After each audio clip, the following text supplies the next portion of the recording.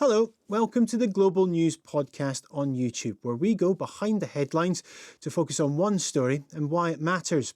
Today, we're considering the impact on the British royal family of Andrew Mountbatten-Windsor, formerly Prince Andrew, and his connection to the convicted paedophile Jeffrey Epstein. It comes as more photos emerge from the Epstein files and a growing dissatisfaction from members of the British public. We'll also look at the impact on Keir Starmer, the British Prime Minister, over his controversial decision to appoint Peter Mandelson as the UK's ambassador to the US, despite his friendship with Epstein. Joining us to discuss all of that is the UK political correspondent, Rob Watson. Rob, let's begin with this story today of images of Andrew from the Epstein files scattered on a road of an English village ahead of a visit by the King and Queen. Is that a sign of the growing dissatisfaction amongst the British public at large? I think that the king will be worried about it, as will the palace. And something similar happened on a visit a few weeks ago. But actually, I think so far the signs suggest, and no doubt Buckingham Palace gets some relief from this, that the scandal over Jeffrey Epstein has sort of largely left the principal figures in the royal family. So one thinks King Charles, Queen Camilla, Prince William, largely untouched. And I think what the palace will be worried about, the two things they'll be worried about, is number one, calls for King Charles perhaps to put pressure on his brother Andrew to testify in front of Congress, because there have been calls for that. So in other words, will the royal family be somehow be drawn into that? And I guess the other thing that will be making the royal family profoundly uncomfortable are the emails suggesting that somehow Buckingham Palace and other royal residences were sort of used as a reward to Mr. Jeffrey Epstein and some other of ex-Prince Andrew's rich friends and circle of acquaintance.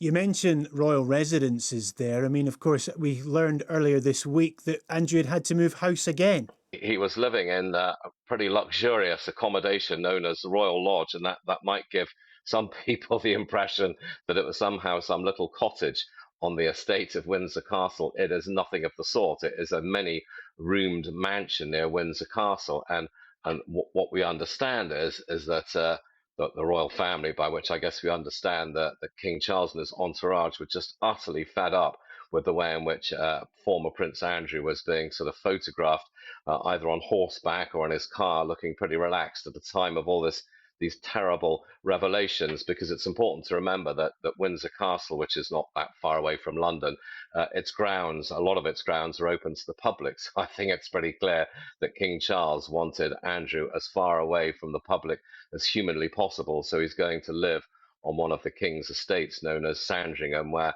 the hope of the royal family will be that Andrew will be much, much less visible. Well, we'll see about that. Let's turn to UK politics now and the impact of all this on the Prime Minister Keir Starmer. He's facing mounting pressure after growing revelations about Peter Mandelson, the man that he appointed as US ambassador. What's the latest with all that?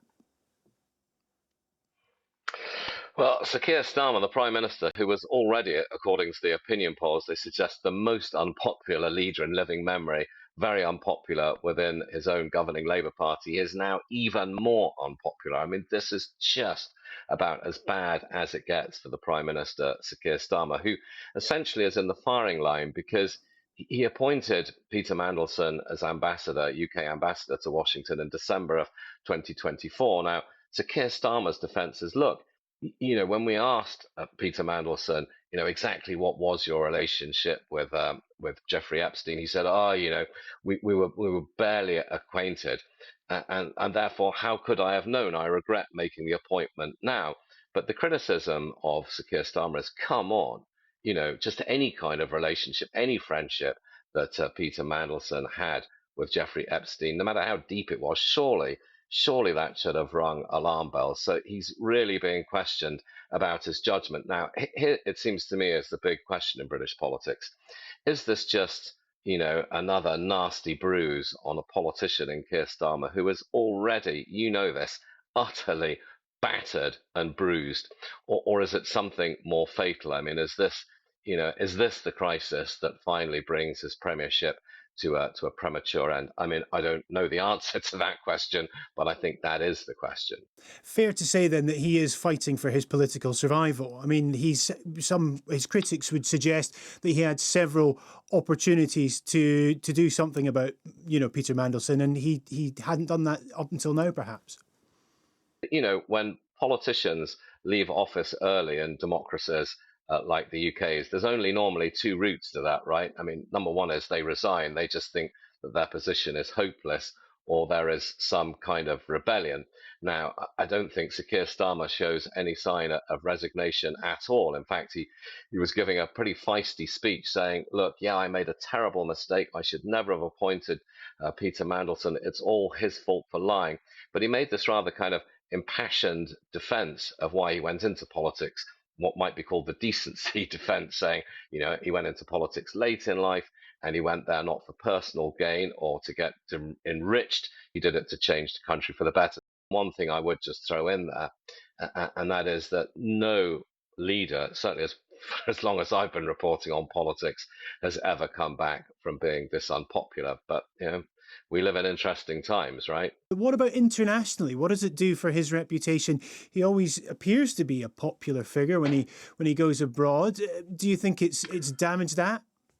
It's certainly true that Sir Keir Starmer's defenders would say, you could contrast his success on the international stage, as they would see it, in managing an incredibly difficult international portfolio with what would appear to be, his pretty ham-fisted efforts at achieving success domestically at home. I think the answer to your question is that the peril for Sir Keir Starmer, and this applies to all leaders, is that when you're engaging internationally with your partners, whether they're sort of allies or maybe countries that aren't so friendly towards you, they can sniff out, the strength of your position, and the strength of your position depends on how popular you are at home. So you can imagine it, right? If you're a British Prime Minister riding high in the polls, you're seen to be immensely powerful in your own country.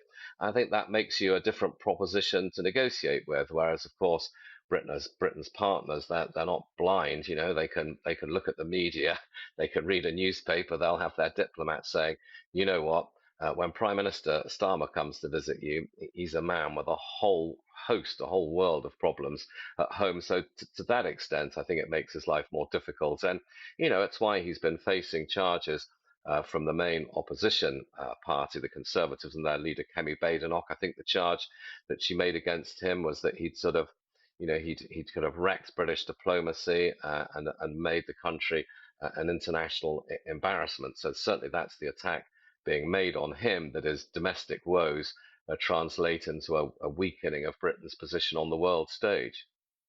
And finally, Rob, what about Andrew? I know you don't have a crystal ball there in front of you, but where might this all end for him? And of course, we've got to consider that there's 3 million Epstein files were released a few days ago. It's taking an awful long time to go through all those. There's going to be more revelations to come as well, of course, we could probably imagine. Well, I think many of us in the media, just many of us, in the country and around the world, had thought 2 or 3 months ago, well, Andrew's sort of disgrace and downfall is surely complete. His brother, the king, had stripped him of the title of prince, stripped him of the title of Duke of York. He wasn't being sort of paid by the state anymore for being a member of the royal family. He'd had all of his military titles stripped from him. So he thought, well, it can't be possible, can it, for anyone to fall any further than this? But I mean, in the light of these, the files we've had over the last 2, 3, 4, 5 days, I think everyone who's had anything to do with Jeffrey Epstein, whether it's former Prince Andrew or anybody else, must be utterly quaking in their boots as to what else might lie around the corner.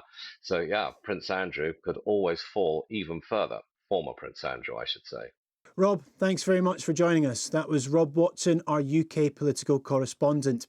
And if you enjoy global stories like this, you can listen to the Global News podcast wherever you get your podcasts. And if you think there's a story we should be covering, make sure you leave a comment down below.